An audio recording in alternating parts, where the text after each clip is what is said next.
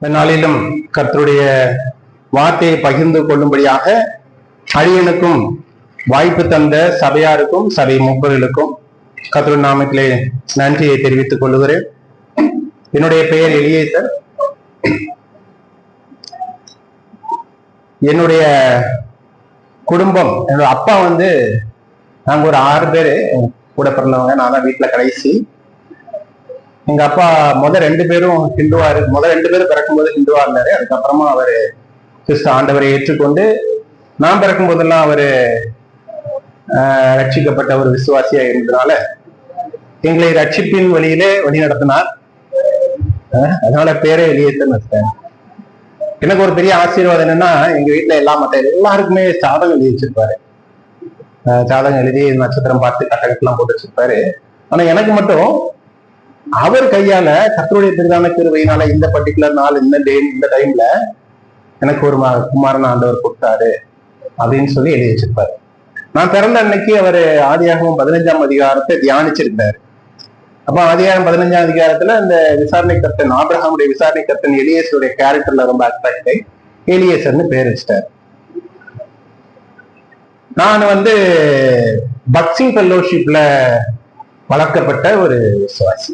Bakht Singh fellowship கலிட்டம் பாளையங்கோட்டையில பெனியல்னு ஒரு சபை இருக்கிறது. அங்கே ரட்சிக்கப்பட்டவன்.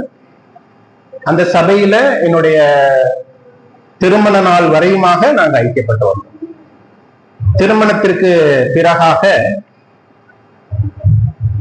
என்னுடைய மனைவி சகோதர சபையை சேர்ந்தவராக இருந்ததுனால என்னுடைய மாமனாருடைய விருப்பத்தின்படியாக நான் சகோதர சபையில ஐக்கியப்பட்டு கொஞ்ச நாள்.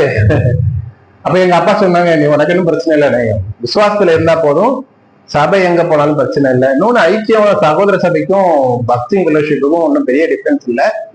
ஒரே ஒரு டிஃபரன்ஸ், பக்சிங் ஃபெல்லோஷிப்ல சகோதரிகள் ஆராதிப்பாங்க, சகோதரிகள் வாய் திறந்து ஆராதிப்பாங்க.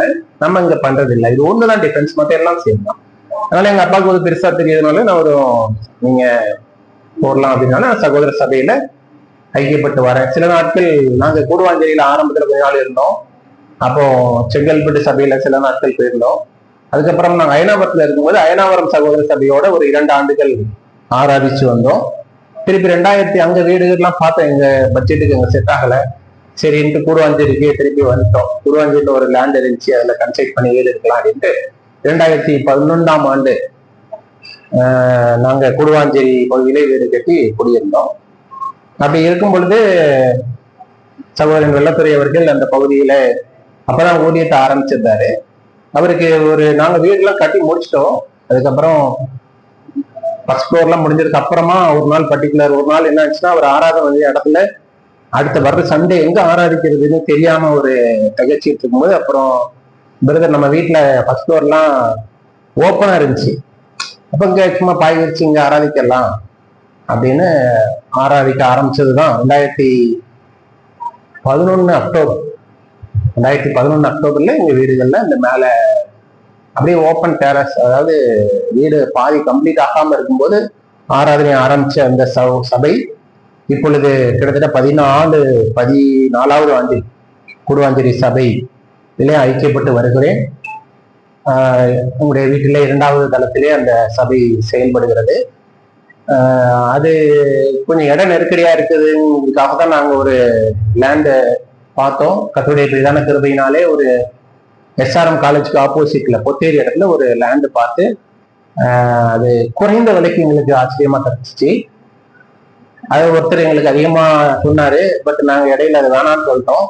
திருப்பி எங்களுக்கு கர்த்தருடைய கிருபையினால என்ன ஆச்சு, குறைஞ்ச விலைக்கு டைரக்டா அந்த ஓனரே நீங்க எவ்வளவு டைம்னாலும் எடுத்துக்கோங்க, நான் சபைக்குங்கிறதுனால ஃப்ரீயா உங்களுக்கு நான் டைம் உங்களுக்கு கொடுத்துருவேன், நான் ரொம்ப ஆசைப்படல அப்படின்னு சொல்லி இந்த ஒரு கிரவுண்டு 30 லட்சம் தான். அதுல 15 லட்சம் நாங்க கொடுத்துட்டோம். இன்னொரு 15 லட்சம் கையில கொடுக்க வேண்டியிருக்கு. அது இப்போதைக்கு எங்க கையில 15 லட்சம் கொடுத்தது போக சபையாருடைய சபை அக்கௌண்ட்ல ஒரு 6-7 லட்சம் இருக்கும். 9 லட்சத்துக்கிட்ட தேவைப்படுகிறது. கர்த்தர் உதவி செய்வார். நாங்க ஒரு காலத்துல இதெல்லாம் சபையெல்லாம் நம்ம வீடு லேண்ட்லாம் வாங்கி சபையெல்லாம் கட்டுவோமான்னு நம்பிக்கையெல்லாம், எனக்கே நம்பிக்கை இல்லாம இருந்துச்சு. ஆச்சரியமாய் கிருபை செய்தார். சுருக்கமான SRM காலேஜ்ல கம்ப்யூட்டர் சயின்ஸ் இன்ஜினியரிங் டிபார்ட்மெண்ட்ல ப்ரொஃபஸரா இருக்கேன். 2000 இருக்கிறேன். 25 ஆண்டுகளாக அந்த காலேஜில் ஆண்டவர்களுக்கு வேலை செய்யும்படி தெரிவிச்சு அது போதும்னு நினைக்கிறேன். நம்ம செய்திக்கு நேராக கடந்து செல்லலாம். இது என்னுடைய சாட்சி சொல்றது நிறைய இருக்கு. சுருக்கமா தேவையானது மட்டும் செய்தியோட இடையில ஏதாவது வந்துச்சுன்னா நம்ம சாட்சியோட சேர்த்துக்கலாம். செய்திக்கு உதவியாக 1 சாமுவேல் 4ஆம் அதிகாரம்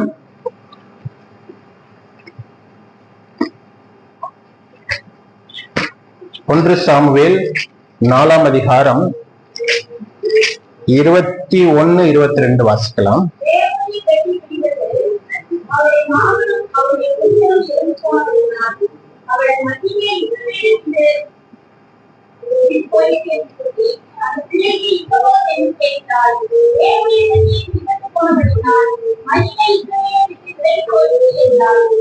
இன்றைக்கு உங்களோடு பேசும்படியாக கற்றுத் தந்த வார்த்தை இக்கபோத். இக்கபோத் இக்கபோத்னா என்ன? இங்க என்ன சொல்லப்பட்டிருக்கு 22ஆம் வசனத்துல? தேவனுடைய மகிமை இஸ்ரேலை விட்டு விலகி போயிடுச்சு. தேவனுடைய மகிமை எவ்வளவு முக்கியமானது அப்படின்னா தியானிக்க போறோம். இதோட வரலாற்று நம்ம திருப்பி பார்த்தோம்னா, இங்க ஏலியினுடைய பிள்ளைகள் 2 பேரு, ஓப்பனேர் பினகாஸ், இவங்க 2 பேரும் பெலிஸ்தீருக்கு எதிராக போரிட போறாங்க. பெலிஸ்தீர் படையெடுத்து வந்துட்டாங்க. சாமுவேல் பிள்ளையாண்டான் சின்ன பையன், ரொம்ப பெரிய இன்னும் நியாயாதிபதியா பெரிய பொறுப்புக்கு வரல. இப்போதைக்கு சபை யாருடைய கண்ட்ரோல்ல இருக்கு? ஏலியினுடைய கண்ட்ரோல்ல இருக்கு. ஏலியுடைய பிள்ளைகள் தான் எல்லா வழக்குகளையும் விசாரிச்சு வராங்க. அப்ப பெலிஸ்தியர் படையெடுத்து வராங்க இஸ்ரேல் மேல். இவங்க படையெடுக்க இவங்க என்ன பண்றாங்க? இவங்களால அவங்கள மேற்கொள்ள முடியவில்லை. கிட்டத்தட்ட 30,000 பேர் செத்து போயிடுறாங்க. உடனே இஸ்ரேல் ஜனங்கள் என்ன வைக்கிறாங்க? சீகேம்ல இருக்கிற அந்த பலிபீடத்தை, சீகேமில் இருக்கிற பெட்டிய நம்ம கொண்டு வந்து விட்டோம்னா நம்ம யுத்தத்துல ஜெயிச்சிடலாம். வாசிக்கலாம்.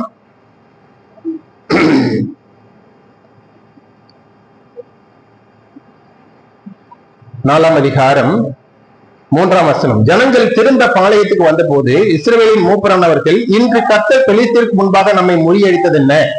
சீலோவில் இருக்கிற கர்த்தருடைய உடன்படிக்கை பெட்டியை கொண்டு வருவோம், அது நம்மை நம்முடைய பகைவரின் கைக்கு விலக்கி ரட்சிக்கும்படி நம்முடைய நடுவிலே வர வேண்டியது என்றார்கள். இங்க என்ன பிளான் பண்றாங்க?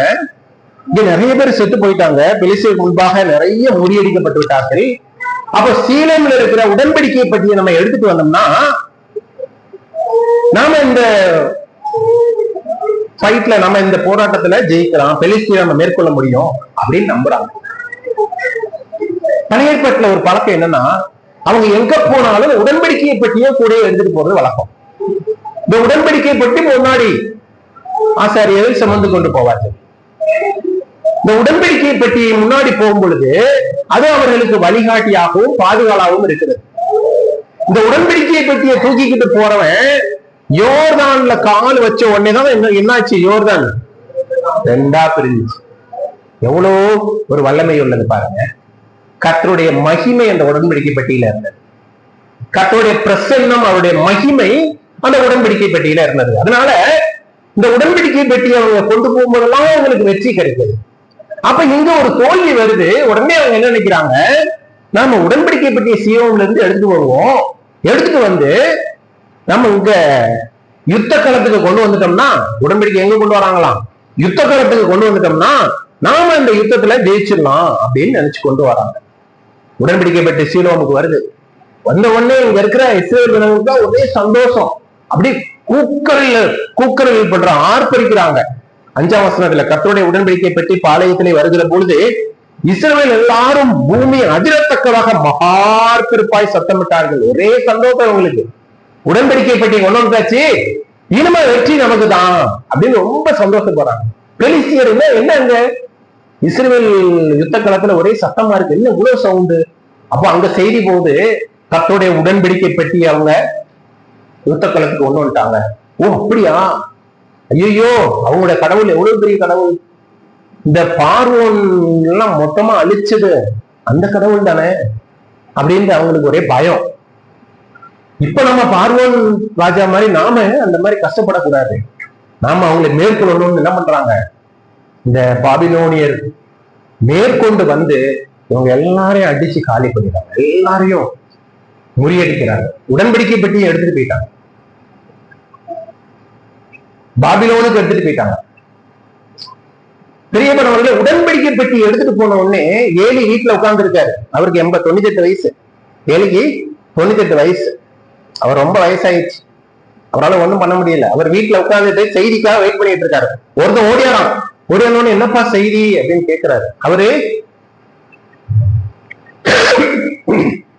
என்ன ஆச்சு, பலிஸ்தீனை மேற்கொண்டாங்களா, என்ன ஆச்சு? அவன் சொல்றான், ஐயா இஸ்ரவேல் பாபிலோனியர் நம்முடைய எல்லாரையும் பெலிஸ்தியர் நம்ம எல்லா இஸ்ரேல் ஜனங்களையும் மேற்கொண்டு போயிட்டாங்க. உடன்படிக்கை பெட்டியையும் தூக்கிட்டு போயிட்டாங்க.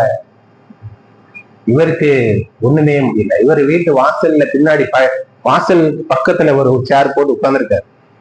ஐயோ அப்படின்ட்டு சொல்லிட்டு அவர் நினைச்ச உடன்படிக்கை பெட்டி போன உடனே அவருக்கு தாங்க முடியல. ஐயோ அப்படின்ட்டு அப்படி பின்னாடி சாஞ்சிருக்காரு. பின்மலை நிலையில அடிச்சு செத்து போயிட்டார். வயசு வேற ஆகி போச்சு. பின்னாடி அடிபட்டான்னு ஏலி செத்து போனார். அங்க இஸ்ரேல் ஜனங்கள் ஏலியினுடைய மக்கள் 2 பேரையும் காலி பண்ணி போறாங்க. ஏலியின் பிள்ளைகள் 2 பேரும் இறந்து போறாங்க. உங்க பசங்களும் இறந்து போயிறாங்க. உடன்படிக்கை பெட்டியும் போயிடுச்சுன உடனே ஏலியால தாங்க முடியல. இதே மல்லாக்கு கீழே விழுந்து படுதி அடிபட்டு அங்கே இறந்து போறான். 18ஆம் வசனத்துல சொல்லப்பட்டது. அவன் தேவனுடைய பெட்டியை குறித்து சொன்ன உடனே ஏலி ஆசனத்திலிருந்து வாசலின் பக்கமாய் மல்லாக்க விழுந்தான்.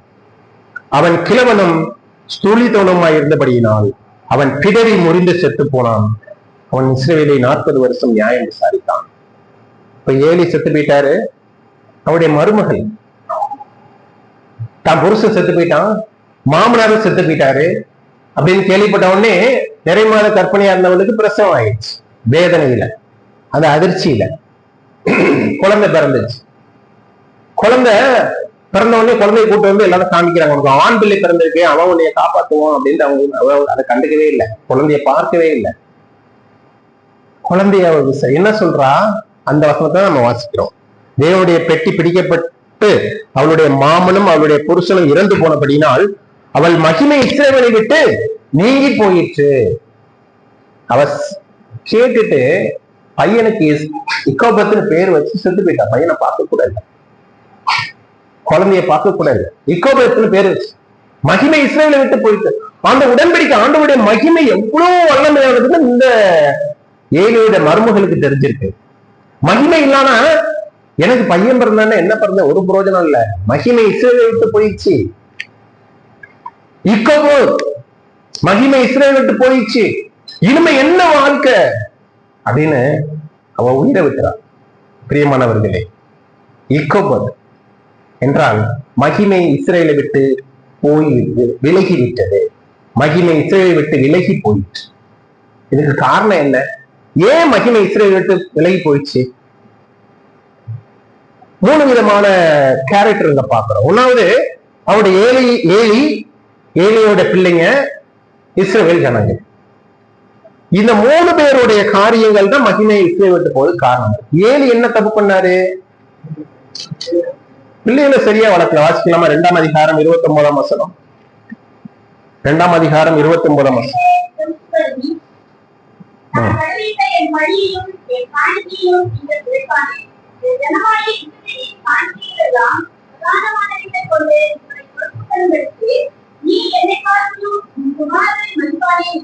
ஏலி ஆண்டவரை விட அவருடைய பசங்களுக்கு ரொம்ப ரெஸ்பெக்ட் பண்ணிட்டாங்க. ஆண்டவரை விட குமாரனை கனம் பண்ணிட்டாங்க. நம்முடைய கனம் எப்படி இருக்கிறது? முதலாவது தேவனுடைய ராஜ்யத்தை தரணும். நம்ம இம்பார்ட்டன்ஸ் எங்க கொடுக்கிறோம்? இங்க என்ன பண்ணிருக்காரு? சாமுவேல் மூலமாக ஏலிக்கு சொல்லப்படுகிற வார்த்தை என்ன? சாமுவேல் மூலமாக ஏலிக்கு சொல்லப்படுது, என் வாசஸ்தலத்திலே செலுத்தும்படி நான் கட்டளையிட்ட என் பலியையும் என் காணிக்கையும் நீங்கள் உதைப்பானேன். என் ஜனமாகிய இஸ்ரவேலின் காணிக்கையை எல்லாம் பிரதானவைகளை கொண்டு உங்களை கொழுக்க பண்ணும்படிக்கு. ஆக்சுவலா அப்பெல்லாம் காணிக்கை கொண்டு வரும்போது என்ன பண்ணணும்? கொழுப்பானவைகளை ஆண்டவருடைய ஆழத்துல கொண்டு வரும். அந்த கொழுப்பை எரிச்சதுக்கு அப்புறம் தான், அதை தகன பலியிட்டதுக்கு அப்புறம் தான் அந்த பலிகளை, அந்த மிச்ச மீதியெல்லாம் அந்த ஆசாரியை எடுத்துக்கொள்ள முடியும். இவங்க என்ன பண்றாங்க, கொடுப்பாங்க அவங்க எடுத்துக்கிறாங்க. இது யாரு? ஏலியுடைய பிள்ளைங்கள். அவங்க 2 பேரும் பண்ற வேலை. அதுக்கு இவரு உடந்தை. பசங்க ஆசைப்படுறாங்க, நம்ம நிறைய பேர் இந்த மாதிரி பண்ணிடுறோம்ல. பசங்க ஆசைப்படுறாங்கன்ட்டு என்ன பண்ணிடுறோம், சில காரியங்களை விட்டு கொடுத்துறோம். பிரியமானவர்களே, கர்த்தருடைய காரியத்திற்கு முக்கியத்துவம் கொடுக்குறீங்க. அப்படி இல்லைன்னா இதுதான் ஏலி என்ன பண்ணாரு, கர்த்தருடைய காரியத்துக்கு முக்கியத்துவம். பிள்ளைங்க ஆசைப்படுறாங்க, அவங்க துன்மார்க்கமா போறதுக்கு அது ஆசையா வாசி.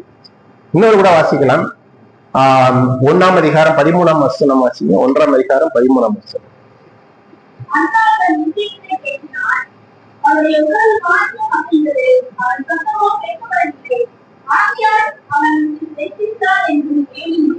என்னன்னு கரெக்டா புரிஞ்சுக்கணும். பகுத்தறிவு ஒரு அறிவு இல்லை அவருக்கு, ஏலிக்கு.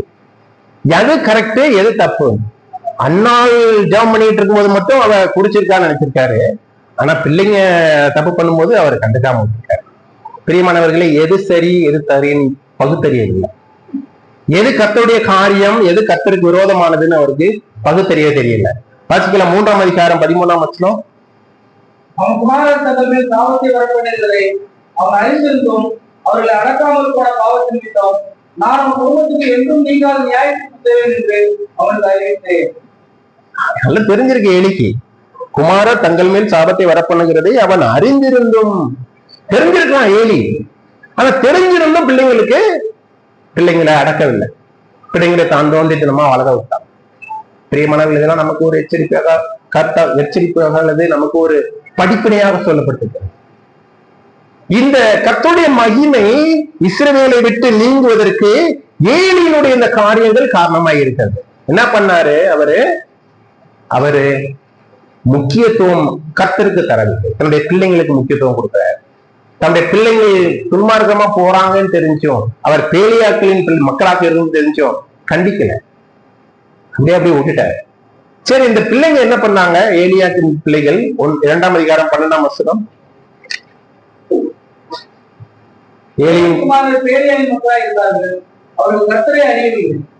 கர்த்தரை அறியவில்லை. கர்த்தரை அறிந்திருக்க வேண்டும். கர்த்தரை அறியவில்லை. அவங்க தேவாலயத்துல வராங்க, பலி செலுத்துதல் எல்லாமே செய்யறாங்க, கர்த்தரை அறியவில்லை. அப்ப கர்த்தரை அறிகிற பிரகாரமாய் அறிந்து கொள்ள வேண்டும்.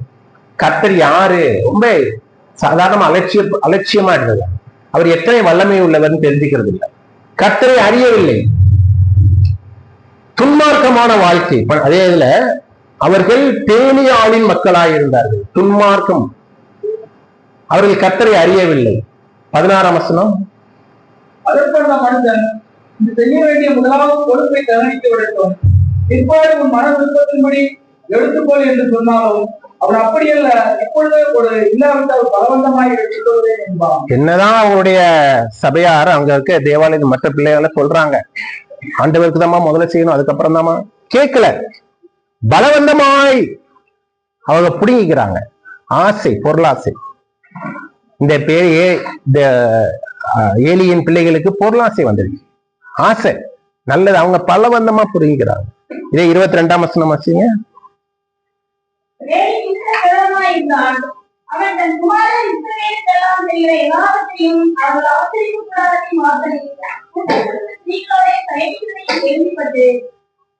இவங்க துன்மார்க்கமான விபச்சார தொழிலும் அதுவும் செய்யணும். ரொம்ப துணிகரமான செயல். இந்த பாவெல்லாம் எப்படி அவங்களால செய்ய முடியுது? ஏன்னா கர்த்தரை அறிகிற பிரகாரமாய் அவர்களை அறியவில்லை. கர்த்தருடைய பிள்ளைகள் கர்த்தருடைய ஊழியத்தை செய்கிற தன் தகப்பன் செய்கிறாரு. ஆனாலும் இந்த பிள்ளைகள் துன்மார்க்கமா போறது என்ன காரணம்? அறியவில்லை. இன்னைக்கு உலகத்தாரில் இருக்கிற நிறைய பேரு சடங்கா நம்ம சபைக்கு வாரோம், கர்த்தரை அறிந்திருக்கிறோமானா பெரிய கேள்விக்குறியாயிருக்கு. கர்த்தரை அறியவில்லை. துன்மார்க்கமான வாழ்வு, பொருளாசை, கர்த்தருடைய காரியத்திற்கு முக்கியத்துவம் தரவில்லை. சரி, இதெல்லாம் இவங்களுடைய ப்ராப்ளமா இருந்துச்சு. இஸ்ரவேல் ஜனங்கள் என்ன பண்ணாங்க? அவங்க என்ன பண்ணாங்க தெரியுமா? கர்த்தருக்கு முக்கியத்துவம் கொடுக்கல. உடன்படிக்கை பெட்டி நம்ம பாளையத்துக்கு வந்துட்டோமா, யுத்த காலத்துக்கு வந்துட்டா போதும், நம்ம ஜெயிச்சிடலாம். இன்னைக்கு நாமளும் அதே மாதிரி நினைச்சுக்கிட்டு இருக்கோம். உடன்படிக்கை பெட்டி வந்தா போதுமா, கர்த்தருடைய மகிமை வந்துருமா? உடன்படிக்கை பெட்டியில கர்த்தருடைய மகிமை இருக்கிறது. ஆனா அந்த கர்த்தருடைய மகிமை, அந்த வல்லமை அங்கே செயல்படணும். என்ன இருக்கணும்? ஆண்டவருக்கு முக்கியத்துவம் கொடுக்கணும். என்ன சொன்னாங்க இவங்க? நாம ஜனங்கள் இந்த 4ஆம் அதிகாரம் 3ஆம் வசனத்திலே, ஜனங்கள் திரும்ப பாளையத்துக்கு வந்த போது இஸ்ரவேலின் மூப்பனவர்கள், இன்று கர்த்தர் பெலிஸ்தருக்கு முன்பாக நம்மை முறியடித்தது என்ன? சீலோவில் இருக்கிற கர்த்தருடைய உடன்படிக்கையை பற்றியை கொண்டு வருவோம், அது நம்மை பகைவரின் கைக்கு விலக்கி ரட்சிக்கும்படி. எது அது? இட்ஸ் இவங்களுடைய நம்பிக்கை என்ன ஆயிடுச்சு? அந்த உடன்படிக்கை கொண்டு வந்தா அந்த பெட்டி நம்மளை பாதுகாக்கும். கர்த்தரை நம்பல. என்ன பண்ணிருக்கணும்? போய் ஆண்டவரே எங்களை காப்பாத்துங்க, ஆண்டவரே பெலிஸ்தரை மேற்கொள்றாங்க, எங்களுடைய பாவங்களை மன்னிங்க, நாங்க தப்பு பண்ணிட்டோம், ஆண்டவர்கிட்ட போய் முறையிட்டு இருந்தோம்னா ஆண்டவர் அவங்களை இருந்துச்சு. இவங்களுக்கு நம்பிக்கை என்ன வந்துருச்சு? உடன்படிக்கை பெட்டியை கொண்டு வந்து வச்சிட்டோம்னா, பாளையத்துல கொண்டு வந்து வச்சிட்டோம்னா, அல்லது யுத்த களத்துல கொண்டு வந்து வச்சிட்டோம்னா நமக்கு ஜெயம் வந்துடும். ஏன்னா இவங்க எல்லாம் இந்த பாத்துருக்காங்கல்ல, உடன்படிக்கையை கொண்டு போகும்போது, பெட்டியை கொண்டு போகும்போது யோர்தான் 2ஆ கலந்துருக்குது. உடன்படிக்கை பெட்டியை கொண்டு போகும்போதெல்லாம் இவங்களுக்கு வெற்றி கிடைக்குது. அந்த உடன்படிக்கை பெட்டியில அத்தனை வல்லமை இருக்குது, கர்த்தருடைய மகிமை அங்க இருந்துச்சு. அது நினைச்சிட்டு இவங்க என்ன பண்றாங்க? பெட்டியை கொண்டு வந்து வச்சுட்டா போதும். அப்ப நாமளும் இன்னைக்கு உலகத்துல அப்படித்தான் நிறைய பேர் இருக்காங்க. ஆலயத்துக்கு போயிட்டு வந்தா போதும், ஞாயிற்றுக்கிழமை ஆலயத்துக்கு சபைக்கு போயிட்டு ஆராதனையில கலந்து கொண்டா, காலையில எந்திரிச்சு ஒரு அதிகாரம் வாச்சா, இதெல்லாம் பண்ணணும், பண்ணக்கூடாது இல்லை. இது ஆலயத்துக்கு போனா போதுமா? கர்த்தருடைய மகிமை, அவருடைய பிரசன்னம் நம்மோடு இருந்துருமா? எதுக்கு முக்கியத்துவம் கொடுக்கும்? ஆராதனைக்கு எதுக்காக வரோம்? அவருடைய அன்பை நாம் நினைவு கூறும்படி, அவரை ஆராதிக்கும்படி, நம்மளுடைய பெனிஃபிட்டுக்காக வரோம் இல்ல. அவர் நமக்கு செய்த நன்மைகளை நினைவு கூறும்படி வரோம். நிறைய பேர் ஆராதனைக்கு வர்றது என்ன, இல்ல சபைக்கு வர்றது என்ன? இன்னைக்கு சிஎஸ்சி சர்ச்சை எல்லாம் போய் பாத்தீங்கன்னா நிறைய அந்த கிறிஸ்துமஸுக்கு நியூ இயர்க்கெல்லாம் பாத்தீங்கன்னா கூட்டம் எல்லாம் போதும். என்னன்னா அட்லீஸ்ட் அன்னைக்காவது நம்ம சர்ச்சைக்கு போனோம்னா ஆண்டவர் நம்மள ஏதாவது பண்ணிடுவார் பயம். இந்த உலகத்தார் எப்படி பண்றாங்களோ அதே மாதிரிதான் இன்னைக்கு நம்ம கிறிஸ்தவர்கள் இருக்காங்க. சண்டே எப்படியாவது ஞாயிற்றுக்கிழமை சர்ச்சைக்கு போகணும், உண்மைதான், இல்லைன்னு சொல்லல. சபை கூடுதலே விட்டு விடக்கூடாது. ஆனா சபை கூடி வருவதனால் என்னுடைய அது மட்டும் என்னுடைய வளர்ச்சியை கொண்டு வரும் அப்படின்னா, இங்க உடன்படிக்கை பெட்டி இருந்துச்சு. ஆனா இஸ்ரவேல் ஜனங்களை அவங்க பெலிஸ்தரை மேற்கொள்ள முடியவில்லை. ஏன்னா கர்த்தருடைய மகிமை அங்க செயல்பட முடியவில்லை. எதை நம்பி போனாங்க இவங்க? இந்த சடங்காச்சாரங்களை நம்பி போறாங்க. சடங்காச்சாரமா நம்ம சபைக்கு வரோம், சடங்காச்சாரமா நம்ம வேதத்தை வாசிக்கிறோம் அப்படின்னா நம்மளால கர்த்தருடைய மகிமையை பெற்றுக்கொள்ள முடியாது. பிரியமானவர்களே, இந்த ஜனங்கள் அதுதான் பண்ணாங்க. அவங்க என்ன பண்ணாங்க? இந்த பெட்டியை கொண்டு வந்து வச்சிட்டோம்னா அது நம்மை பாதுகாக்கும், அது நம்மை ரட்சிக்கும் என்று அவர்கள் தவறாய் நினைத்து விட்டார்கள். ரொம்ப அலட்சியம், ஆண்டவருடைய பிரசன்னத்தை ரொம்ப அலட்சியப்படுத்திட்டாங்க. பெட்டி ரொம்ப ராசி அப்படின்னு நினைச்சிட்டாங்க. இங்க 3ஆம் வசனம் 4ஆம் வசனத்துல 5ஆம் வசனத்துல எல்லாம் அப்படிதான் சொல்லுது. கர்த்தருடைய பெட்டி வந்த உடனே ஒரே ஆர்ப்பரிப்பு, பெட்டிக்கு வந்த உடனே ஒரே சந்தோஷம். ஐயா பெட்டி வந்துருச்சு, நம்ம ஜெயிச்சிருவோம். முடியுமா? பைபிளை கொண்டு வந்து நம்ம காருக்கு முன்னாடி நிறைய பேர் காரு போகும்போது காருக்கு முன்னாடி பைபிள் கார்ல பைபிள் வச்சுக்கிறது உண்டு. அல்லது பைபிள்ல எங்க போறதுக்கு தலைக்கடியில வச்சு படுக்கிறது உண்டு.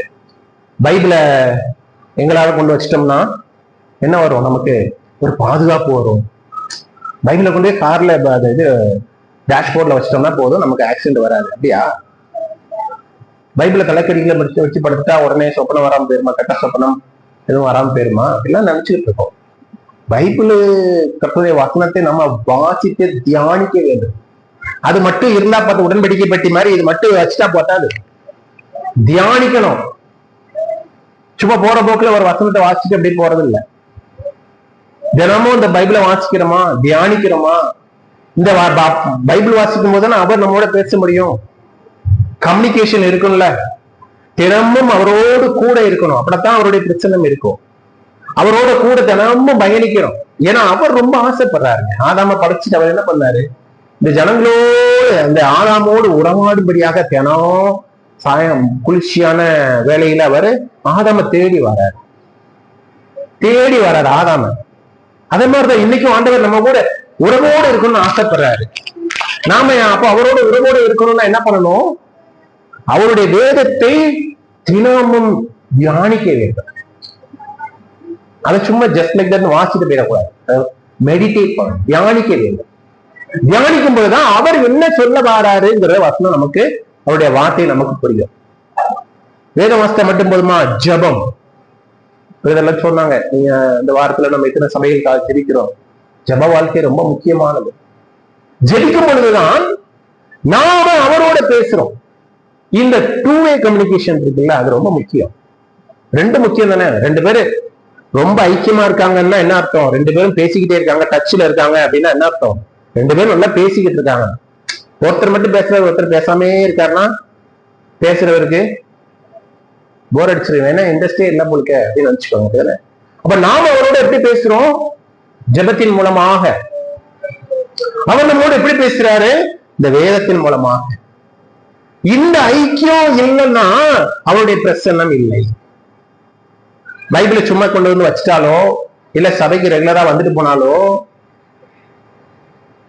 அல்லது சடங்காச்சாரமாக எது காரியங்கள்லாம் பண்ணணுமோ அதெல்லாம் பண்ணணும், இந்த இஸ்ரவேல் ஜனங்கள் மாதிரி நம்மளும் முறியடிக்கப்பட்டு போவோம். பிரியமானவர்களே, உடன்படிக்கையை பற்றி ராசியானது இவங்க நினைச்சிட்டாங்க. அதான் பெரிய பிரச்சனை. அந்த பெட்டி வந்து பவர்ஃபுல்லான பெட்டி தான், ஆனா வல்லமை உள்ள பெட்டி தான், அவருடைய மகிமை உள்ள பெட்டி தான். ஆனா அதை இவங்க கற்றுக்கொள்ள முடியவில்லை. ஏன்? அதனால எவ்வளவு பெரிய இழப்புல 30,000 வீரர்களை இழந்தார்கள். கர்த்தருடைய பிரசன்னம் அவர்களை விட்டு விலகி போயிற்று. ஏலி, அவனுடைய பிள்ளைங்கள், அப்பனேஸ், பினகாஸ் எல்லாரும் செத்து போறாங்க. மரணம் ஏற்படுகிறது. தேசத்திற்கே பெரிய இழப்பு இல்ல? தேசத்திற்கே எவ்வளவு பெரிய இழப்பு இல்ல? அப்போ நம்முடைய வாழ்க்கை சரியா இல்ல, நாம அவரோட ஐக்கியத்தில் இல்ல, அவருடைய பிரசன்னம் நமக்கு இல்லைன்னா பாதிப்பு நமக்கு மட்டும் இல்லைங்க. அவருடைய பிரசன்னம் நம்மகிட்ட இல்லைன்னா நமக்கு மட்டும் பாதிப்பு இல்லை, நம்ம குடும்பத்துக்கு பாதிப்பு, நம்முடைய சபைக்கு பாதிப்பு, நம்முடைய சமுதாயத்திற்கு ஒரு பாதிப்பு. தேவனுடைய பிரசன்னம் என்னிடத்துல இருக்கு? நம்ம இடத்துல இருக்கணும், நம்முடைய வீட்டுல இருக்கணும். தேவனுடைய பிரசன்னம் நம்முடைய சபையில இருக்கணும். அப்ப தேவனுடைய பிரசன்னம் சபையில இருக்கணும்னா அவருக்கு முக்கியம். நம்ம எல்லாம் தப்பையும் பண்ணிட்டு இந்த உலகத்துல இன்னைக்கு மற்ற சமயத்தார் பண்ற மாதிரி இந்த சடங்குகளை மட்டும் பண்ணிட்டு போயிட்டோம்னா பார்த்தாரு. இஸ்லாமிய சமயத்துல எப்படின்னா, அவங்க குரான்ல நான் வாசிச்சிருக்கேன், அங்க நியாய தீர்ப்பு நாள்ல அல்லாஹ் என்ன பண்ணுவாராம், நம்மள ஒரு திராசுல கொண்டு நிப்பாட்டுவாராம். இன்னொரு திராசுல என்ன பண்ணுவாராம், நம்ம செய்த நல்ல காரியங்கள் எல்லாம் ஒரு திராசுல வைப்பாராம்.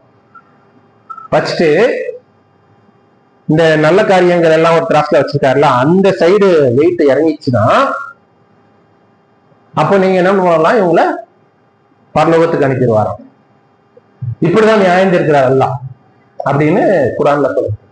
அதனால என்ன பண்றாங்க, ஒரு 10 கெட்ட காரியம் பண்ணனா ஒரு 15 நல்ல காரியம் பண்ணிடலாம், பேலன்ஸ் ஆயிடும்ல.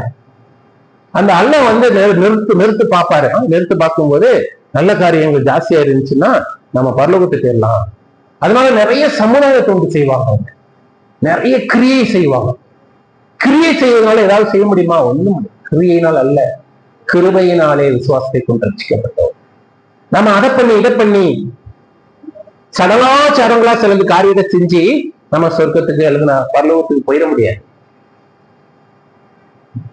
நாம் பாவம் செய்யறவர்களானால் அவரிடத்திலே அறிக்கை செய்ய வேண்டும். இல்லவிட்டால் நமக்கு ஏகப்பட்ட இழப்புகள் இருக்கிறது. இக்கோபர் கர்த்தருடைய மகிமை நம்ம விட்டு விலகி போயிடுச்சுன்னா அது ரொம்ப பெரிய பாவம்.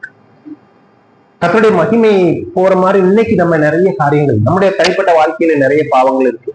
சங்கீதம் 66:18 வாசிங்க. சங்கீதம் 66:18.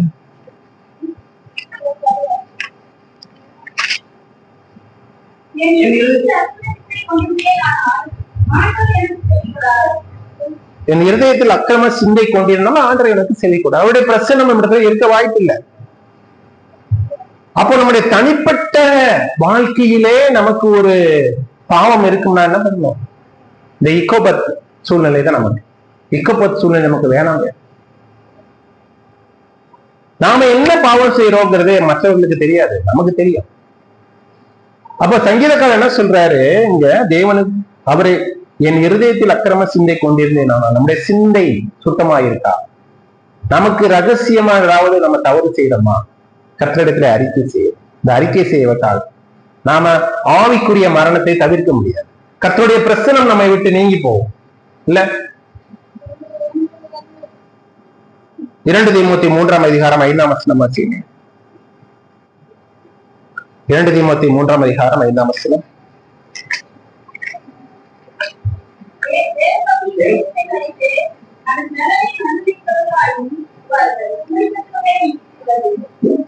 தேவ பக்தியின் தேசத்தை தரித்து. எல்லாரும் ஏமாத்திடலாம். நம்ம வேஷம் போடுறவர்களாக காணப்படுறோமா? தேவ பக்தியின் வேஷத்தை தரித்து அதன் பலனை மறுதளிக்கிறவராயும் இருப்பார்கள், இப்படிப்பட்டவர்களை விட்டு விலகு. கடைசி காலத்துல எப்படிலாம் இருப்பாங்க? சுய பிரியவர்கள், தற்பிரியவர்களாகவும் செல்பிஷா இருப்பாங்க அப்படின்னு சொல்லிட்டு ஒரு பெரிய லிஸ்ட் போட்டு, தேவ பக்தியின் வேஷத்தை தரிக்கிறவங்களா அப்படியே பக்திமானா நம்ம நடிக்கிற மாதிரி, அப்படியே பைபிள் எடுத்து வாசிக்கிற மாதிரி, தியானிக்கிற மாதிரி, தெளிக்கிற மாதிரி, சபைக்கு எல்லாத்துலயும் கலந்து கொண்ட மாதிரி, இதெல்லாம் ஒண்ணு வேஸ்ட். அப்போ சபை செயல்படலாம், இயங்கலாம், அல்லது நாம செயல்படலாம், இயங்கலாம், அல்லது உங்க குடும்பம் செயல்படலாம், இயங்கலாம். ஆனா கர்த்தருடைய மகிமை அங்க இல்லைன்னா ஒரு பிரயோஜனமும் இல்லை, எந்த பலனும் இல்லை. எபிரேயர் 12ஆம் அதிகாரம் 14ஆம் வசனம். எபிரேயர் 12:14. யாவரோடும் சமாதானமாக இருக்கவும் பரிசுத்தமுள்ளவராய் இருக்கவும் நாடுங்கள். பரிசுத்தம் இல்லாமல் ஒருவனும் கர்த்தரை தரிசிப்பதில்லையே. இப்ப பரிசுத்தமா நம்ம வாழ்றதுக்கு தினந்தினம் நம்ம சாக்டிஃபிகேஷன், அதை பரிசுத்தப்படுகிறோம். அந்த பரிசுத்தப்படுறதுக்கு என்ன பண்ணணும்? இந்த வேதத்தை நம்ம தினமும் வாசிக்கணும். இழந்து போன அந்த மகிமையை திரும்ப பெற முடியுமா? தாராளம் பெற்றுக்கொள்ளலாம். நம்ம எதெல்லாம் விட்டுட்டு வந்தோமோ அதையெல்லாம் நம்ம திரும்ப எபேசு சபைக்கு சொல்லப்பட்ட காரியங்களை நினைவு கூறுகிறோம். ஆதியில் கொண்டிருந்த ரட்சிக்கப்படும் போது எவ்வளவு அருமையா இருந்தோம்ல. ஆதியில் கொண்டிருந்த அன்பை நாம இன்னைக்கு பாதுகாத்துக்கிட்டு இருக்கோமா? அப்ப எவ்வளவு ஆர்வமா இருந்தோம், வேதத்தை வாசிச்சோம், தியானிச்சோம். அப்படியே போக போக நமக்கு அப்படியே குறைஞ்சு வந்துருச்சா? பிரியமானவர்களே, மனம் திரும்புவோம். கர்த்தர் நம்மை பார்த்து கொண்டிருக்கிறார். நம்முடைய காரியங்களை அவர் அறிவார். உன் கிரியைகளை அறிந்திருக்கிறேன். சபையில இந்த சபையாருக்கு சொல்லும்போது ஆண்டவர் சொல்ல, உன் கிரியைகளை அறிந்திருக்கிறேன். நம்ம அந்த உலகத்தாரை ஏமாத்திடலாம், நம்முடைய பெற்றோரை ஏமாத்தி விடலாம், நம்முடைய மூப்பரை ஏமாத்தி விடலாம், சபையாரை ஏமாத்தி விடலாம், சமுதாயத்தை ஏமாற்றி விடலாம். ஆனா ஆண்டவர் ஏமாற்றி, உன் கிரியைகளை அறிந்திருக்கிறேன். நீ விழித்துக் கொண்டு சாகுக்கு ஏதுவாயிருக்கிறவர்களை திறப்படுத்து. உன் கிரியைகள் தேவனுக்கு முன்பாய் நிறைவுள்ளவர்களாக நான் காணவில்லை அப்படின்னு சர்தை சொல்றார். ஆகையால் நீ கேட்டு பெற்றுக்கொண்ட வகையை நினைவு கூர்ந்து மனம் திருந்து. அப்ப நம்ம கேட்டு பெற்றுக்கொண்ட வகைகளை நினைவு கூர்ந்து நம்ம மனம் திரும்பும். மனம் திரும்பும்போது ஆண்டவர் என்ன பண்றாரு? நம்ம ஏற்றுக்கொள்கிறார். இந்த இஸ்ரவேல் ஜனங்கள்லாம் எத்தனை வாட்டி மனம் திரும்பி ஆண்டவருடைய பிரசன்னத்தை பெற்றுக் கொள்கிறார்கள். துன்மார்க்கமான சந்ததி இல்ல. ஆனா பாருங்க, ஆண்டவருக்கு இரக்கம் உள்ள தேவன். 1 சாமுவேல் 7ஆம் அதிகாரத்துல யோவேல் 2ஆம் அதிகாரம் 12ஆம் வசனம் வாசிங்க. யோவேல் தீர்க்க தரிசன புத்தகம் 2ஆம் அதிகாரம் 12ஆம் வசனம் வாசிங்க.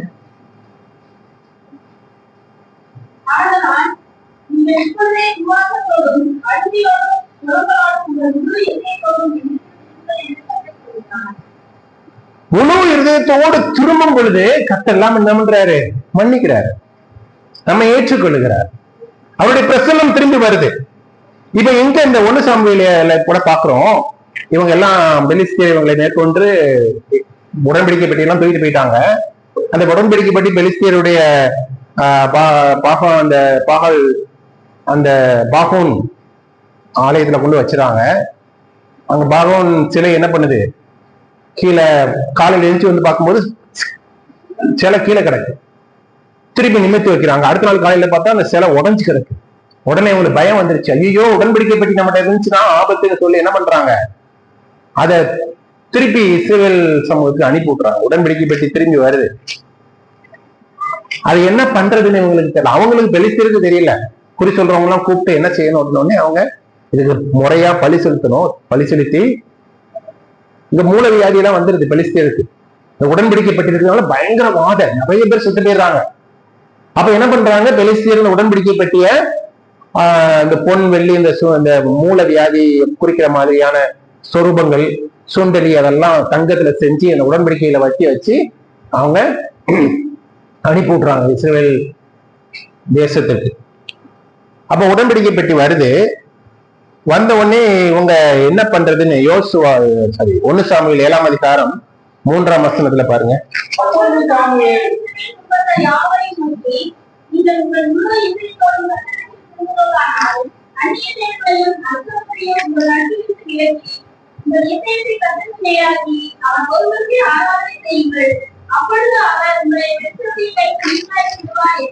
அவ்வளவுதான்.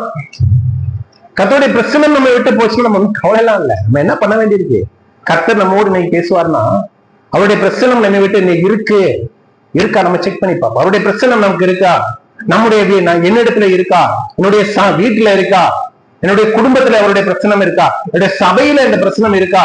அந்த பிரச்சனம் இல்லைன்னா ஒண்ணும் பண்ண வேண்டியதில்லை. என்ன பண்ண வேண்டியதோ நாம முழு இருதயத்தோடும் கர்த்தரிடத்தில் திரும்புவோமானால் நாம இழந்த எல்லாவற்றையும் பெற்றுக்கொள்ள முடியும். இதுக்கு பின்ன கூட அப்புறம் வீட்டுல போய் வாசிச்சு பாருங்க, அவங்க எவ்வளவு பெரிய ஆசீர்வாதம் பின்னாடி எல்லாவற்றையும் பெற்றுக்கொள்ளுகிறார்கள். இதுல சாமுவேல் பாருங்க 11ஆம் வசனம். அப்பொழுது இஸ்ரவேல் மிஸ்பாவில் இருந்து பெலிஸ்தியரை பின்தொடர்ந்து போய் பெத்காரின் பள்ளத்தாக்கு மட்டும் அவர்களை முறியடித்தார்கள். இப்போ அப்படி ரிவர்ஸ் ஆகுது.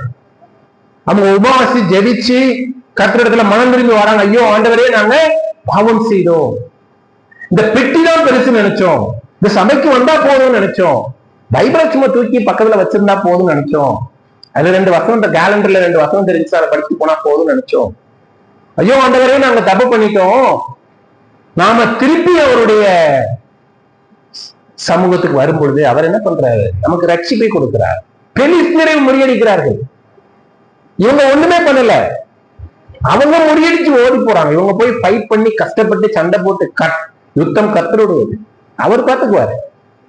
நம்ம பண்ண வேண்டியதெல்லாம் என்ன, அவரிடத்துல திரும்பி வந்தா போதும், அவருடைய வசனத்தை பற்றி கொண்டா போதும்.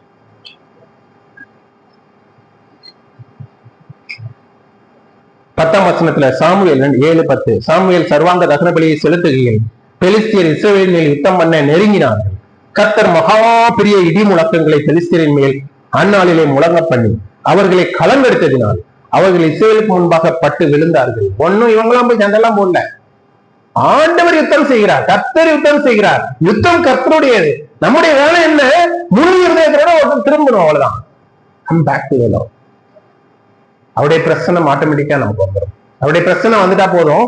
பாருங்க 12ஆம் வசனம். அப்பொழுது சாமுவேல் ஒரு கல்லை எடுத்து மிஸ்பாவுக்கும் சேனுக்கும் நடுவாக நிறுத்தி இம்மட்டும் கர்த்தர் எங்களுக்கு உதவி செய்தார் என்று சொல்லி எபனேசர் என்று பேர். இது இக்கோபாத்னா ஆயிடுச்சு, எபனேசரா மாறிடுச்சு.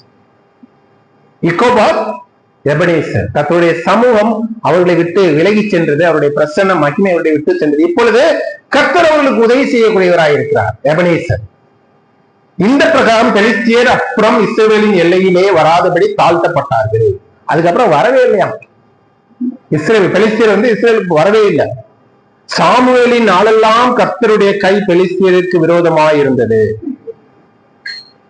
இப்ப பாருங்க, இவங்க என்ன பண்ணாங்க, என்னென்னமோ ட்ரை பண்ணாங்க, பெலிஸ்தியரை முறியடிக்க முடியல.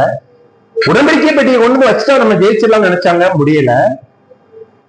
சண்டை போட்டு பார்த்தாங்க, முடியல.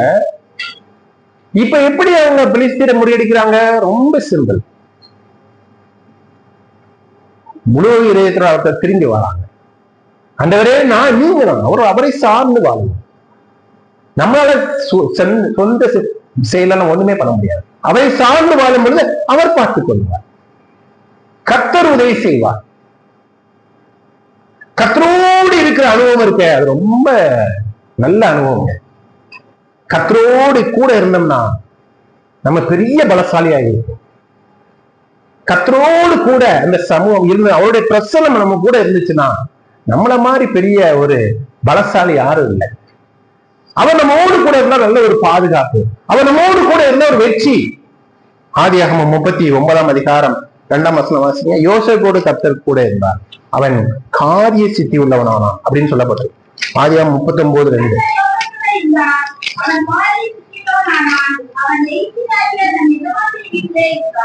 காரிய சித்தி உள்ளவனானான். காரிய சித்தியோ கர்த்தரால் வரும், அப்படிதானே? அப்ப நம்ம செய்யறதெல்லாம் காரிய சித்தினா என்ன? நம்ம செய்யறது எல்லாமே ஐயோ எல்லாமே நான் செஞ்ச எல்லாமே நெகட்டிவா போச்சு, நான் எவ்வளவோ ட்ரை பண்றேன், எதுவுமே நடக்க மாட்டேங்குது, எது பண்ணாலும் தப்பா முடியுது, காரிய சித்தி இல்ல. என்ன ரீசன்? கர்த்தருடைய பிரசன்னம், அவருடைய மகிமை நம்மிடத்துல இல்ல. அப்ப நம்ம செய்யறதெல்லாம் வாய்க்கணும்னா என்ன பண்ணணுமா? நம்ம செய்யறது எல்லாம் நடக்கும் நல்லபடியாக, காரிய சித்தி உள்ளவனா மாறணும். என்ன பண்ணணும்? யோசேப்பை நினைவு கூறுவோம். கர்த்தர் அவன் செஞ்ச எல்லாத்தையும் சிறக்க பண்ணினார். காரணம் என்ன? கர்த்தர் அவனுடைய கூட இருந்தார். யோசுவா 6:27. யோசுவா 6:27. இவ்விதமாய் கர்த்தர் யோசுவாவுடைய கூட இருந்தார், அவன் கீர்த்தி தேசம் எங்கும் பறந்துச்சு. யோசுவாவோட கூட இருக்கும் பொழுது அவன் பாருங்க, கீர்த்தி போய் அவர் உலகமெல்லாம் பரவுது. 2 சாமுவேல் 5:10. 2 சாமுவேல் 5:10. தாவீது நாளுக்கு நாள் விருத்தி அடைந்தான், சேனைகளின் தேவனாகிய கர்த்தர் அவனோட கூட இருந்தார். அப்போ ஆண்டவர் அவனோட கூட இருக்கும்போது அவன் நம்ம நாளுக்கு நாள் விருத்தி அடைந்தான். அப்ப நமக்கு விருத்தி வேணுமா? வாழ்க்கையில விருத்தி வேணா என்ன பண்ணணும்? அவருடைய பிரசன்னம் இருக்கணுங்க நம்ம இடத்துல. அவர் நம்மோடு கூட இருக்கணும். அவரோட கூட இருக்கிற அனுபவம் அதுதான் நமக்கு தேவை. அவரோடு கூட இருக்கும்போது தாவீது வர வர வளர்த்தான். 18:14. 2 சாமுவேல் 18:14. அதனால் யோவாப், நான் இப்படி உன்னோட பேசி தாமதிக்க மாட்டேன் என்று சொல்லி தன் கையிலே 3 வல்லைகளை எடுத்துக்கொண்டு. தப்பா சொல்லிட்டு, காரிய வர வர பலத்தானவன் காரிய சித்தி உள்ளவனானான். பிரியமானவர்களே, கர்த்தர் யோசேப்போடு இருந்தார், கர்த்தர் யோசுவாவோட இருந்தார், கர்த்தர் தாவீதோட இருந்தார். தாவீது எவ்வளவு பெரிய ராஜா இல்ல?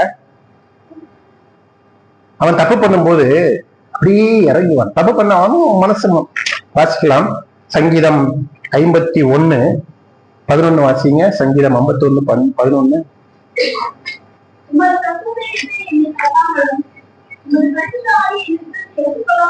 கெஞ்சறான், ஐயோ ஆண்டவரே, உம்முடைய பரிசுத்த ஆவியை என்னிடத்திலிருந்து எடுத்துக்கொள்ளாமல் இருக்கும். அவனுக்கு தெரியும் ஆவியானவர் சபையில விட்டு நீங்கினதுக்கு அப்புறம் சபையிலுடைய நிலைமை என்ன ஆச்சுன்னு. அவருடைய பிரசனம் சவுலதான் ஆண்டவர் முதல்ல ராஜாவா அபிஷேகம் பண்றார். அப்ப இவன் இந்த கொளுத்த கன்றுக்கும் ஆட்டுக்குட்டிக்கும் ஆசைப்பட்டதுனால என்ன ஆயிடுச்சு?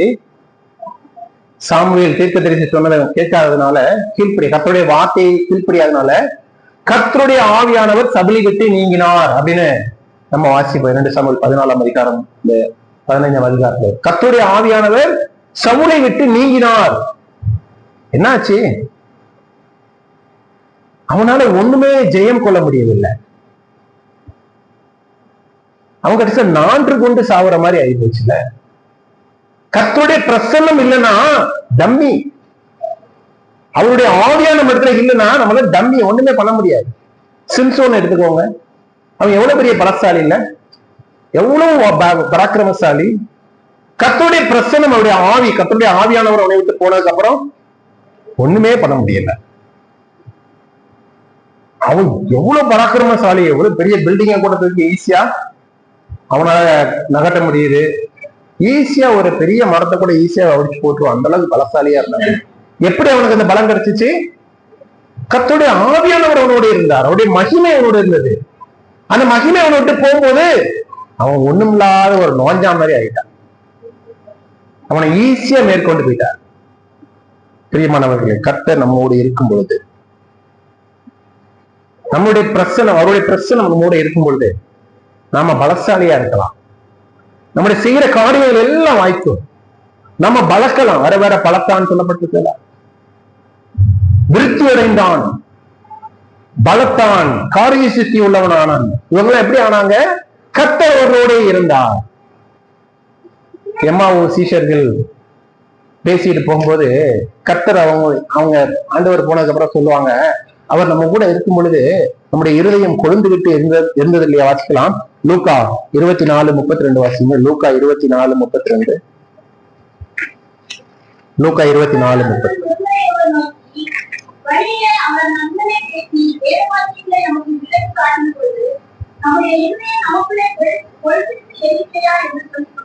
அப்ப அவரோடு இருக்கும்போது நம்ம இருதயம் கொழுந்து விட்டு அவருடைய பிரசன்னம் ரொம்ப முக்கியம். இக்கோபத்து நிலைமை நமக்கு வேணும். இம்மானுவேல் நிலைமை நமக்கு இருக்கட்டும். இம்மானுவேல் தேவன் நம்மோடு இருக்கிறார். தேவன் நம்மோடு இருக்கும் பொழுது நாம காரிய சித்தி உலகம்லாம் வர வர பழக்கலாம். நம்ம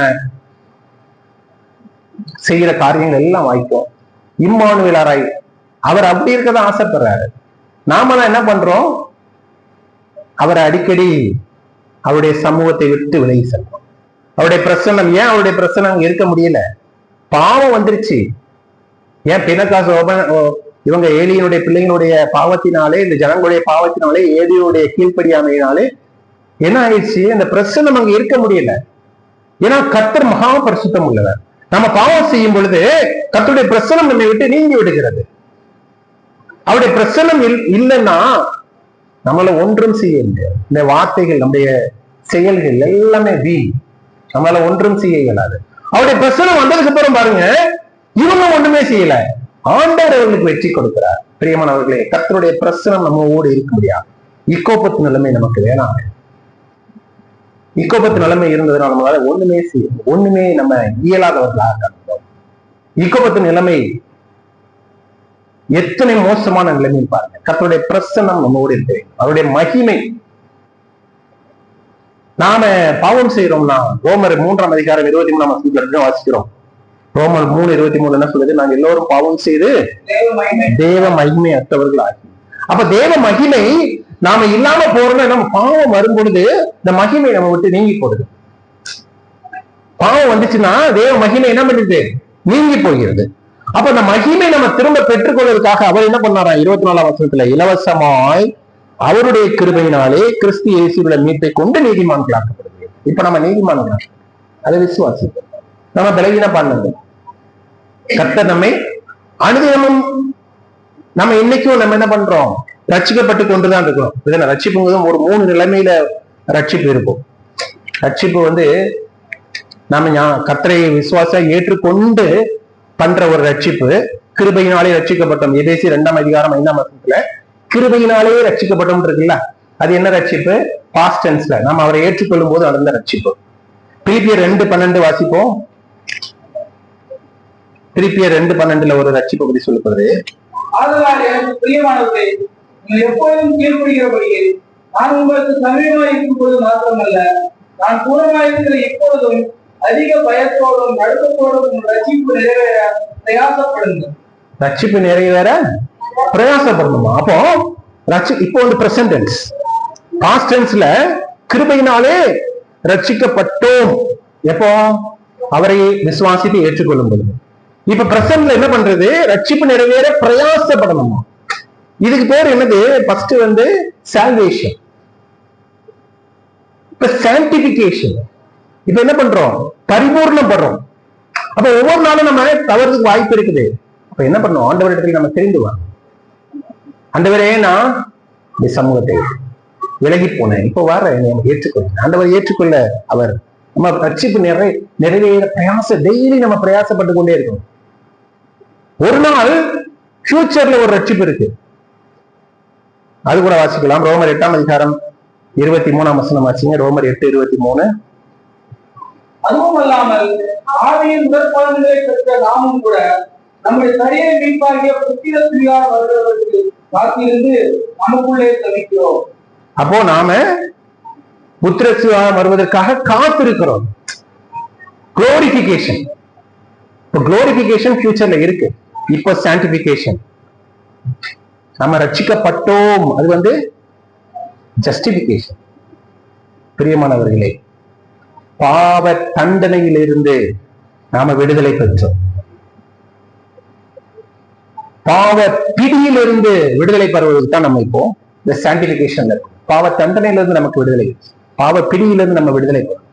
இந்த பாவ பிரசனத்திலிருந்தே நமக்கு ஒரு நாள் விடுதலை கிடைக்கும். நம்ம ஆண்டவருடைய சமூகத்துக்கு போனதுக்கு அப்புறம் அங்க என்ன பண்ணோம்? இந்த பாவமே இல்லாத ஒரு இடத்துக்கு போகும். ஆனா இங்கே பாவம் உள்ள இடம். நம்ம செய்த பாவங்களில் இருந்து, பாவத்துடைய தண்டனையிலிருந்து நாம ரட்சிக்கப்படும் போது விடுதலை பட்டோம். அந்த பாவத்தின் பிடியிலிருந்து நம்ம விடுதலை பண்றதுக்கு தான் இப்போ தினமும் நம்ம ஆண்டவரோடு ஐக்கியம் கொள்ளணும். அவருடைய பிரசன்னத்திற்காக நம்ம போராடணும். அவருடைய வேதத்தை வாசிக்கணும், தியானிக்கணும், ஜெபிக்கணும், சகோதர ஐக்கியம் கொள்ள வேண்டும். அவருடைய வார்த்தையை நாம் மற்றவர்களுக்கு சொல்ல வேண்டும். பிரியமானவர்களே, கர்த்தருடைய வார்த்தை ரொம்ப முக்கியம். அவருடைய பிரசனம் ரொம்ப முக்கியம். அவர் பிரச்சனை இல்லாம நம்மளால ஒன்றும் செய்ய முடியாது. ஒரு ராஜா என்ன பண்ணாரு, சொல்லி முடிச்சிடறேன். ஒரு ராஜா அவருடைய மந்திரி 4 பேருக்கும் அவரு ஒரு வெகுமதி கொடுக்க நினைச்சாராம். அப்போ உங்களுக்கு என்னப்பா வேணும், நான் உங்களுக்கு எல்லாம் பிரைஸ் கொடுக்கணும்னு நினைக்கிறேன் அப்படின்னு அந்த ஃபர்ஸ்ட் ஒரு மந்திரி என்ன சொன்னாரு, ஐயா எனக்கு கொஞ்சம் மணி தேவைப்படுது, பணம் அவ்வளவு தேவைப்படுது, வீட்டுல நிறைய தேவைகள் இருக்கு, அந்த தேவையெல்லாம் நான் சந்திக்கிறதுக்கு எனக்கு கொஞ்சம் பணம் தேவைப்படுது, பணமா கொடுத்துட்டீங்கன்னா பரவாயில்ல. இன்னொரு மந்திரி சொல்றாரு, ஐயா நான் வீடு கட்டிக்கிட்டு இருக்கேன், அது இப்பதான் ஆரம்பிச்சு நிறைய பைசா ஆகி போச்சு, எனக்கு ஒரு வீடு வேணும், நல்ல பெரிய வீடு வேணும். இன்னொருத்த சொல்லிடுறேன், ஐயா எங்க வீட்டுக்கு போற வழி சரியா இல்ல, இந்த ரோடு தண்ணி வசதி எல்லாம் இல்ல, அதெல்லாம் கொஞ்சம் பண்ணி கொடுத்தா எனக்கு நல்லா இருக்கும், சாலை வசதி தண்ணி வசதி எல்லாம் பண்ணி கொடுத்தீங்க நல்லா இருக்கும் அப்படின்னு இருக்காரு. அப்போ 100 மினிஸ்டர் 4வது ஒரு மந்திரி சொன்னாரா, ஐயா இவங்கெல்லாம் கேட்ட மாதிரி எனக்கு அது எதுவுமே வேணாம், ஒரு மாசம் எங்க வீட்டுல வந்து தங்கி இருக்கேன் அப்படின்னு இந்த ராஜா இந்த மந்திரி கேட்டாரு. இன்னும் வித்தியாசமா கேட்கிறாருன்ட்டு ராஜா போய் அந்த மந்திரியோட வீட்டுல 4 நாள் தங்கறதுக்கு ரெடி ஆகுது. பெரிய ராஜா ஒருத்தர் வீட்டுல வந்து தங்குறாருன்னா என்ன ஆகும்? இப்ப நம்ம சர்ச்சுக்கு தான் பிரைம் மினிஸ்டர் இல்ல சீஃப் மினிஸ்டர் வராருன்னா என்ன ஆகும் யோசிச்சு பாருங்க. எல்லா வசதியும் வந்துடும் இல்ல, ரோடு வந்துடும், லைட் வந்துடும், நம்ம வீடு நம்ம எல்லாம் இங்க என்ன நம்ம தேவைகளா இருக்கும் எல்லாத்தையும் சுத்தம் பண்ணிடுவாங்க. இந்த இடமே என்ன ஆயிரும், வேற ஒரு உலகமா மாறிடும்ல. பிரியமான நம்ம அந்த உலகத்துல நம்ம அழிந்து போகக்கூடிய அந்த காரியத்தை நினைச்சு ஓடிக்கிட்டு இருக்கோம். பணம், பொருள், அது இதுன்னு அதெல்லாம் ஆண்டவர் கூட கொடுப்பார். ஆண்டவர் இருந்தா போது, ராஜா வந்துட்டாருன்னா அந்த மந்திரிக்கு தெரிஞ்சிருக்கு பாருங்க. ராஜா வந்த உடனே இந்த மத்தவங்க எல்லாம் கேட்டாங்கல்ல, அத்தனையும் இவனுக்கு வந்துருச்சு. இவனுக்கு வீடு சின்ன வீடா இருந்துச்சுன்னா உடனே ராஜா வாராங்கிறதுக்காக இவருக்கு ஒரு பெரிய வீடு, காலை வசதி எல்லாம் கிடைச்சு. ஆண்டவர் நம்மோடு கூட இருக்கும் பொழுது நமக்கு எல்லாம் கிடைச்சிடும். அதை விட்டுட்டு நாம தேவையில்லாம இந்த இதுக்கும் பண்ணுக்கும் ரொட்டிக்கும் போய் அலங்கிட்டு இருக்கோம். முதலாவது தேவனுடைய ராஜ்யத்தை தேடுங்கள், அப்பொழுது இவைகள் எல்லாம் உங்களுக்கு கூட கொடுக்கும். இக்கோபத்து நம்மளை நமக்கு வேணாம். ஆண்டவர் நம்மோடு இருக்கும்படியான அந்த இம்மானுவேல் இருந்த கர்த்தர் நம்மை பெரிய இடத்துல உயர்த்துவார். அதுக்கு நம்ம என்ன பண்ணணும்?